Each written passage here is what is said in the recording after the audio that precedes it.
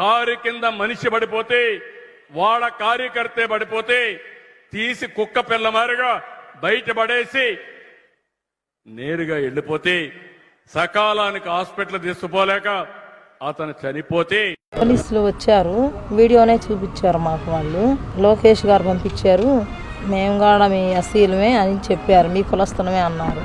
చాలా మంది 50 మంది దాకా మా ఇంటికి వచ్చారు, చెప్పేశారు వాళ్ళు, మేము లోకేష్ గారు పంపించారండి మమ్మల్ని అన్నారు. ఎలా జరిగిందమ్మా మీకు చూడమ్మా, మరి ఇతను యాక్సిడెంట్ అయింది కదా, కారు కింద పడిందని అన్నారు వాళ్ళు. అంబులెన్స్లో మరి బాగానే మాట్లాడాడండి, ఇన్ని మాట్లాడిన ఆయన మరి చిన్న దెబ్బలే తగిలినాయి చేతికి, ఇక్కడ తప్పనిచ్చి ఎక్కడా దెబ్బ తగలలేదు. మరి ఎక్కడా దెబ్బ తగలినప్పుడు అతను ఎందుకు చనిపోతాడు? చనిపోయే అవకాశం కూడా లేదు. మరి ఒక్కరావు దెబ్బకే చనిపోడు, ఏదో అంబులెన్స్లో జరిగిందని మాకు పార్టీ నాయకుడిని మేము తీసుకెళ్తాం మా ఆటోలో అన్నా కానీ వాళ్ళు అసలు ఒప్పుకోలేదంట. అంబులెన్స్ రావాలి, దానిలోనే ఎక్కించుకుంటాము అని చెప్పారు. మరి ఈలోపు ఆలస్యం అయ్యేలేకి ఇదయిందో మరి ఎట్లన్నా కానీ అంబులెన్స్లోనే